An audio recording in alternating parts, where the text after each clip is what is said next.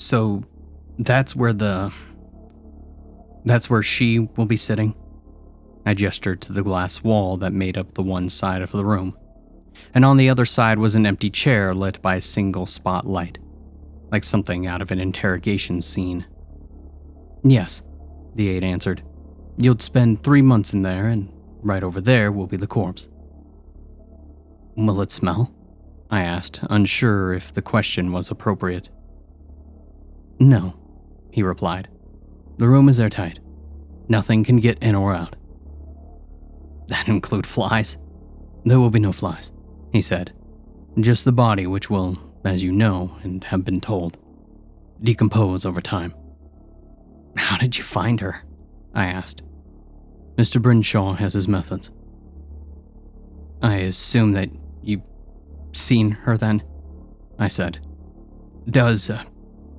Did she really look like she could be related to me? I'm not allowed to answer that, he replied. You'll have to judge that for yourself once the exhibit begins in earnest. How did you guys find her? She's not actually related to me, is she? This poor dead girl? She's not some long-lost sibling? Mr. Brinshaw is an astonishing man, the aide replied. Many of his exhibits are organized decades in advance, and with his considerable wealth at his disposal means that there are very few obstacles he cannot overcome. His wealth is second only to his remarkable insight. I wouldn't worry about the how of it at all. That's for the critics to scratch their heads over. All you need to concern yourself with is staying busy for the duration of the exhibit. And when it's over, collect your payment. I could read between the lines. He was telling me to shut up and take the money. Onto the computer, he said, moving swiftly over to the nearby laptop. You cannot connect to the internet, and the only application installed is a customer messenger service that allows you to communicate with a staff member elsewhere in the facility. I was told that it'd be like having a personal shopper. Exactly, he replied with a reptilian smile. You are encouraged to use the service to acquire whatever comforts, creatures, or otherwise that you desire. For that reason, the room will be extremely minimalist, except for the laptop and the bed on the first day. I've been instructed to remind you that nothing is off limits. Our staff are creative and enthusiastic. It doesn't matter if you ask for oil paints, a pound of cocaine, or even human meat. We'll be able to find it for you. I can't imagine that I'll need much more than a Kindle or Netflix, I joked. We shall see. He smiled and then pointed to the camera on each wall. Quite literally. The live stream begins tomorrow. The premise of the exhibit was painfully simple, but also frustratingly clear. The kind of thing that you hear and immediately wish that you'd come up with yourself. I was going to spend a month in a room sat across from a decaying corpse. When it was all done, the footage would be edited into some weird art house film. I could spend the 4 weeks doing coke, or I could spend it learning to play the piano, or hell, just binge watching TV. It didn't matter. It's all too easy to imagine how anything I did could be twisted into some commentary on my fear of death. And I figured that it would be easy. But no one could have prepared me for what it felt like to look at a decaying corpse's face. This wasn't a mere resemblance, mind you. This girl could have been my twin. She was my ghost. God, I thought, did they have to leave her eyes open? She looked sad. More than anything, that's what surprised me. She was posed upright in the chair and clothed in some plain outfit. Her features were very, very similar to mine. Now, she was not a mirror image, of course, but neither are identical twins. There are always subtle differences, and the effect was eerily uncanny. Out of some morbid curiosity, I even pulled out my own hair and placed it opposite her. I sat down and studied every feature on her face in the same way that I would in a mirror. Why is she sad? I wondered, only to feel a little stupid. Well, she's dead, I thought before getting up and trying to shake off the goosebumps that were crawling up my back. There was no need to look at her so closely. She and I were going to spend enough time together. A slot on the door opened and a small package came through. It contained the e-reader that I asked for just a few minutes ago. Well, this is better than Amazon, I grumbled before looking up and catching her eyes. I tried not to look her way, but it was hard not to. The room was just so simple and plain, and the human form is naturally attention-grabbing, especially when its cold, dead eyes are glaring right at you. And to my surprise, I realized that she had a Kindle in her hands. That's elaborate, I said, then looked at each one of the cameras. I didn't want to look shocked, even though deep down I was pretty damn impressed that they managed to slip in here and give her a prop without me noticing. I was also a little unsettled, though I swore it didn't really mean anything. They're playing games, I thought. You knew it would be all spelled out to you. You knew there'd be little surprises along the way. Were you a reader? I asked the pale figure before I'd even realized that I was talking out loud. And of course she didn't answer. But she looked like a reader. What did you read? I asked. Romance, horror, historical fiction? She didn't answer. Nor did she move. But I felt that she was listening to me anyway. The idea was ridiculous, so I shrugged it off and went off to read a bit of Agatha Christie. My room was looking a little fuller. I had a bookshelf, a desk, a switch, and a pretty damn nice desk chair. Duplicates of everything had somehow made their way into the room when I wasn't looking, which started to annoy me. It always happened in a few seconds when my back was turned, but it wasn't like I spent every minute of every day staring at her. If I wasn't sleeping, my head was buried in a book or watching TV. Would it be really so hard to run in there and shove a book on the table next to her? I told myself it wasn't a big deal, that this was just part of the game being played by the artist. Before the exhibit began, I was convinced that the hardest part of this job would be the solitude. But between the cameras and her glassy dead eyes, I actually felt claustrophobic, almost suffocated under the weight of so many potential gazes. I looked up to see if anything about her had changed, and nothing had. It had been 20 minutes, and I'd read the same line 6 times before my eyes kept darting upward to catch sight of her sitting there, always in the background and out of focus. If I put on headphones and turned away, I knew that I'd get a chance to ignore her.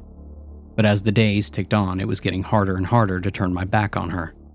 I had no way to explain the feeling except to say that she didn't feel dead. I'd seen bodies before, and I've never felt anything around them. They were just meat. They weren't pleasant to be around. Sometimes they made me feel sad, but I never even felt like I was looking at anything other than an inanimate object. A person is what's going on in the head, and without that, they're just inert matter. But with her, it was like she was looking right back at me, and my brain didn't know what to do with that information. I told myself, and I admit this is pretty morbid to think about, that the creepiness would probably get better as time went on. The more that she rotted, the less that she looked like me, and the sooner the illusion would fall apart. Sure, it'd be gross, but at least I wouldn't see my own features reflected back at me like I'd floated on down to attend my own funeral. Without knowing why, I got up from the bed and walked up to the glass. Feeling hopeful, I looked for the first sign of decay, for some subtle change in the fit of her clothes that told me that she was starting to bloat. But there was nothing. But as I watched, a little fly emerge from behind her ear. It flew a few short figures of 8 in the air before landing on the glass and sluggishly crawling around. I didn't like it there. Didn't like knowing where it came from. It must have started life as a maggot, and I already had a good guess as to what it feasted on. I was just out of sight. I struck out with my hand and hit the glass. I only wanted to scare it off. And imagine my surprise when it died beneath my palm in a fuzzy splat. I woke up later that night to find that the stain on the glass was gone. I flicked a switch and the lights came on with a rising whine, and slowly they brought the rest of the room into focus. The Kindle lay on the table, much like mine, and the bed covers were ruffled, much like mine. Some books were on the mattress, much like mine. But she hadn't moved an inch. There were no scrape marks by her chair, If anything, you could see the first few signs of dust gathering by her feet. I knew that all that background stuff was just theater. It had to be. She was hardly climbing into bed and sleeping just like me. But I had this strange pit in my stomach that stopped me from letting it all go. Quietly and almost stealthily, I got up and approached the glass to study it. I told myself that I was only interested in understanding how that rich bastard had pulled the fly trick off. But that didn't ring true to me. The fly had come from her, quite literally emerging from behind her neck and making its way towards me. It couldn't have magically passed through the glass. It just couldn't have. I touched the window, and in an instant my thoughts were filled with images of gossamer wings and writhing maggots. I gasped and pulled away, nearly stumbling out of the chair that had slid behind me without noticing. How did it get there without me noticing it? And I couldn't say. But I hardly noticed it. The images in my mind had been vivid and felt like it was almost an attack. I put my hand on my neck just to check that nothing was crawling there, but I could feel it. I could feel something. Some ghostly sensation that persisted, and that was when I got the strange idea that the thoughts that I had seen never actually belonged to me. They had been hers. Ridiculous, I muttered aloud, if only to hear my own voice. I shook it all off and went back to bed, desperate to forget. But from then on, all of the nights got really bad. Whether I was painting or reading or watching TV, I could feel her eyes glaring at me through the glass. I felt watched, the same feeling that you get from creeps on the bus or train. And worse, it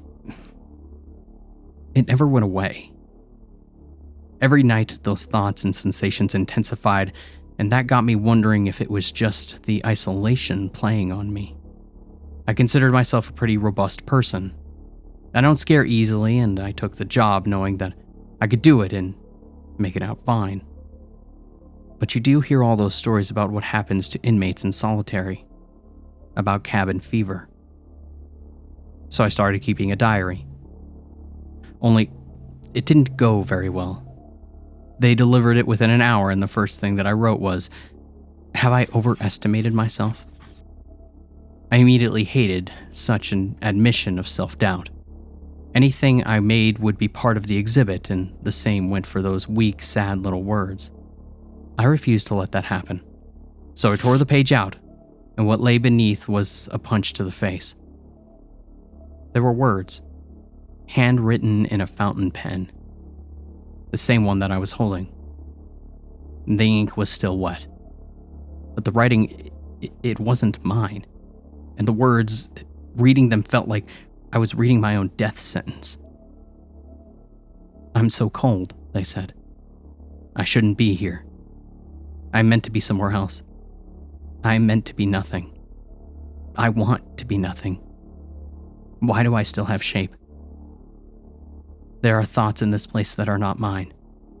They crackle like fireworks in the distance. I can see things silhouetted in their light. Tall things. I am not alone in this place."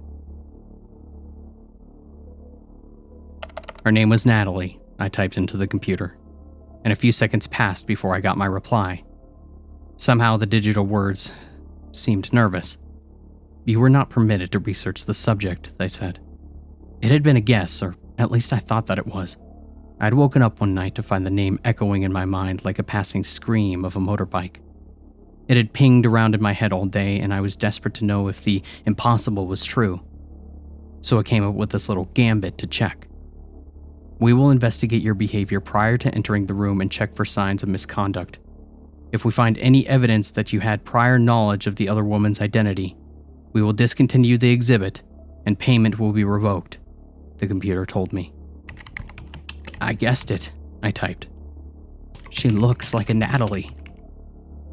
"We will tell you the results of our investigation when it is over." After a full week, she finally began to rot. I found myself constantly touching my own face to see if the skin felt puffy or cold. I checked my hair to make sure that it wasn't falling out. I pinched my legs, my arms, to see if they were as skinny as the reflection in the glass.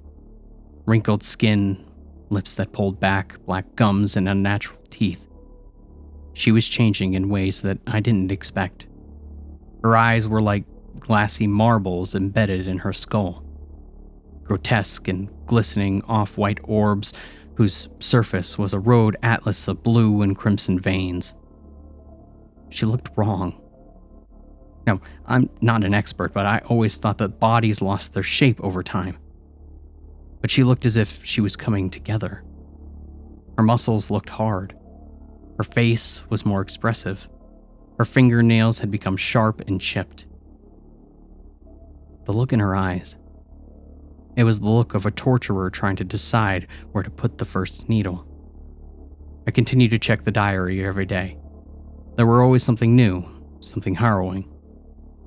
Most of it was just her talking about the empty aching sadness that she felt, the sense of invasion and her thoughts being shared. But over time, the entries were starting to change.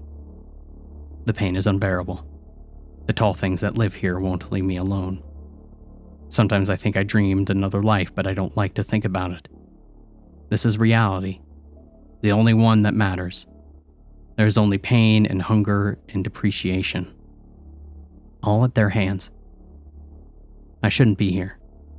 I was meant to dissolve into this place. But something is giving my thoughts shape. Something is keeping me whole. The tall things tell me there is another world, another me, and they gloat. They tell me about the comforts that she enjoys. Sometimes I catch glimpses of her, legs crossed on a bed while reading a book. The sight of it hurts me more than anything that I thought possible.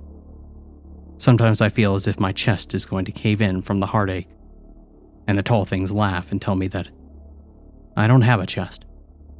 Not here. Not in this place. My connection to the other world intrigues them, excites them. They want me to hurt her.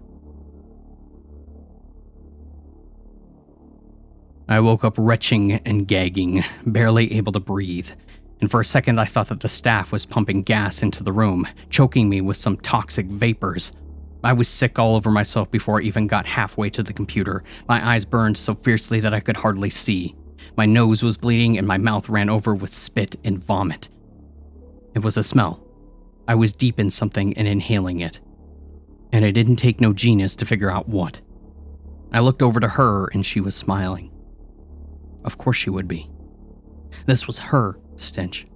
Her rotten and rancid grotesque miasma that she had somehow sent over to me. I felt like I had my head inside her bloated, sick stomach. This was the odor of a sacked city, of a mass grave. I reached the computer and I banged out a message on the keyboard while I gagged and heaved my way through each individual breath. I can smell her, I typed. 3 dots. Someone was replying. That's impossible. I vomited once more and passed out before I could let them know exactly what I thought of their impossible. The dust was no longer gathering by her feet. It was disturbed, and the footprints showed that something had gotten out of her chair and stalked its way into the darkness behind her. Right now, she was still in the chair, still looking at me, and still grinning. At least the smell was gone, although I'd had to spend the morning cleaning my own vomit. And even worse, the computer was unresponsive to my demands for cleaning supplies. I had to use some dirty bedding to mop it all up. I thought that you said this place was airtight, I wrote in anger. I could smell her. I waited and waited, but no one wrote back. I sat in my chair and I reviewed my supplies. It had been 2 days and no one was doing anything for me. I told myself that it would be fine, but I didn't feel it. The night before, I'd woken up to the frightening sound of wet feet slapping against a tile floor. As I rolled over to look, there was a hurried pitter-patter and the sound of a screeching chair. She was back in place by the time that I clicked on the lights. It could have fooled someone else, but not me. I saw the path that she had carved through the dust, and even worse, the viscous brown fluid her rotting feet left behind. I was alone with this thing. They had stopped bringing me food, and I had no way of opening the door. Unless I wanted to try eating my books, I was going to have to get inventive. I looked around and I remembered the smell and looked upwards. There was a vent and it was easily as wide as my shoulders. I had no idea where it led, but it would be better than staying here, I decided. But I figured that I'd have one last go in reaching the people outside. "Please help me," I typed. And then I waited. And waited. I didn't want to go for that vent. I wanted this to be part of it. To be part of the exhibit. I wanted them to reveal this was all a big hoax. And I knew a lot of what I had seen and experienced could be a hoax. I knew that. With enough money, just about anything could be faked. "Please, help me," I typed into the computer for the 1,000th time. I was crying again. Sometimes I wasn't sure that I ever stopped. 3 dots. And my heart leaped. I was so happy I let out a slobbery laugh, the kind that you don't even check if you've let spit run all down your chin. But it quickly all came crashing down. "I'm so cold," the screen replied. "I hate it here. Why won't you let me die?" And when I turned to face the window, I saw that she was gone. The vent came off easily. I'd had to dismantle the computer to find a strip of metal that was thin and sturdy enough to watch the flathead screws. And then I turned to the desk over and stacked it on the bed so that way I could reach the ceiling. It took me a good 10 minutes of balancing in the air before I got the screws out, but when it was all said and done, the flimsy bit of cover was sent tumbling to the floor with a loud clatter. Above lay an empty square cut into the metal ceiling. And it was freedom. Hard-earned, but all the better for it. I reached up and momentarily hung off the edge, just to see if it would hold my weight.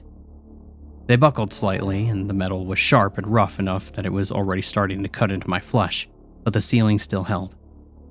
I hauled myself up and took a look. The vents reached on for a long while to my left and to my right. There were obstructions, and they clearly went past the boundaries of my room. Hoping that they'd be able to hold me, I dragged myself into the vent and made my way towards the right so that way I was moving away from her side of the room. The only thing that I had for light was a smartwatch that monitored my vitals. It wasn't under my control, but if I tapped the screen, it lit up for the time.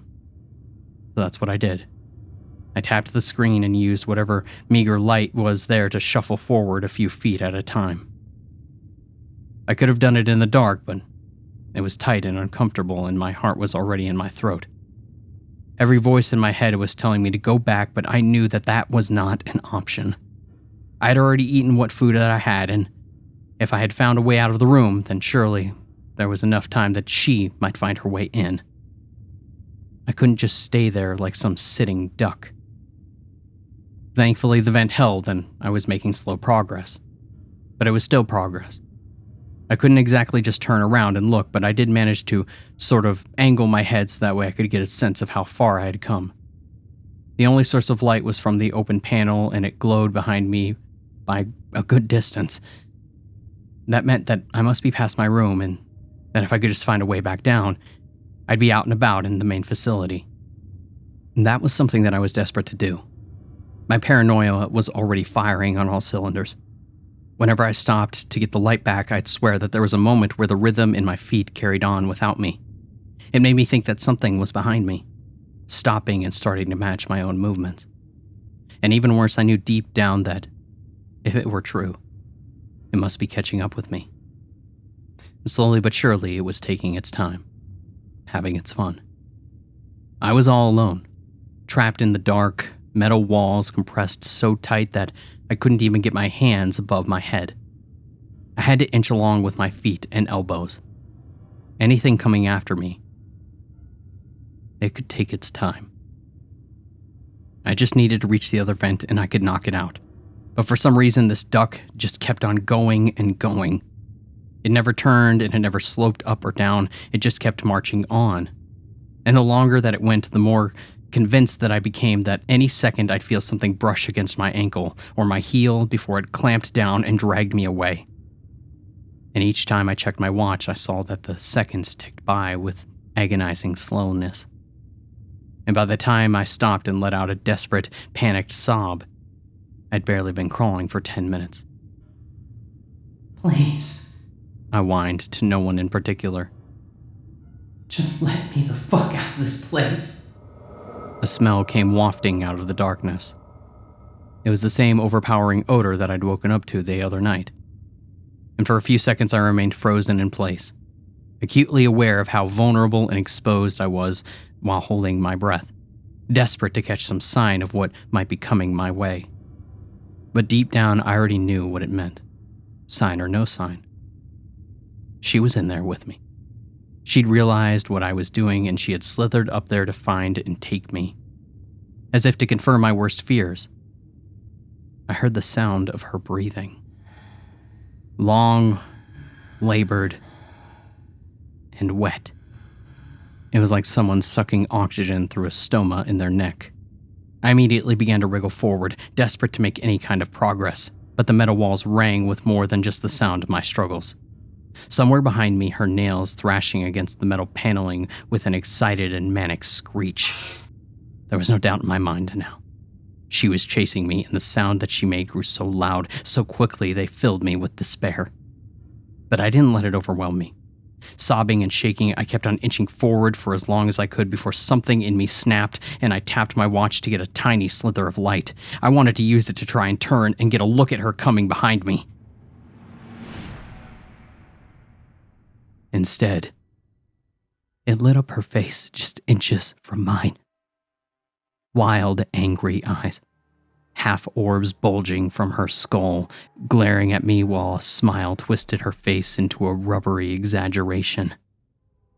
I wanted to scream, but it was stuck in my throat. I was paralyzed, so frightened that I felt my heart swell, and I wondered if it was possible to die of fright. More than wondered, actually. I had hoped. And then the light of my watch died. A greasy palm smeared against my cheek. She tittered with excitement. I practically dislocated my shoulder so that way I could wrench one arm over and use it to defend myself. I'm still not sure exactly what happened next, but I think that she bit me. There was a feeling of pressure on my forearm.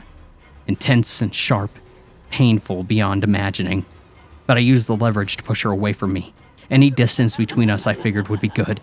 It must have angered her because she stopped giggling and started grunting, and with one hand she awkwardly grabbed my face and began to dig her nails into the skin. It hurt like hell, and I kicked and I screamed and I thrashed with everything in my power. She responded by digging her talon-like thumbs into the fleshy muscle of my cheek. Using her nail like a shovel, she began to dig and grind her way past the skin. And then, with growing force, she just kept on digging and digging until there was a little pop and a sudden release of pressure. And then her thumb was in my mouth, salty and sour and foul in a way that will haunt me forever. She laughed and used the leverage to pull me forward. I felt her teeth release from my arm, and I knew that even in the darkness she was opening her mouth wider than was possible while yanking my face and closer to a dislocated jaw full of too many teeth. And meanwhile my mind reeled with the alien sensation of her wrinkled, leathery skin pressing up against my tongue. I'm not sure if I ever really thought about my next action. Not the reason for it or even the potential consequences. Something in my mind snapped and did it for me. And I bit down. I bit down so hard that one of my teeth cracked. But I didn't let up. I didn't stop until I heard a loud snap and I felt her hand slip away while something else came loose in my mouth. I spat the thumb out and screamed, and with my free hand I began to rip and claw at anything that might be in front of me. I was so out of it, so enraged and disgusted that I didn't even feel the air ducts start to swing and move. In fact, I wasn't really aware of anything other than the hate and malice until something gave way in an audible twang and the tunnel was flooded with light. I briefly felt myself falling, and then there came a blow so hard it knocked everything out of me all at once.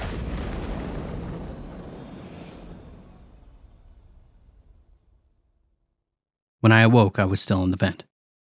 only it had been relocated to the dusty concrete floor of a storage space filled with old boxes. I immediately pulled myself out and looked around for any sign of her, but she was nowhere to be seen. The only thing left of her was a thumb whose foul stink still permeated my mouth and sinuses. As my body crashed, I finally took the time to bend over and heave up what little bile and fluid there was left in my stomach. Meanwhile, my skull pounded and my chest felt like I'd fallen asleep with a boulder on top of it.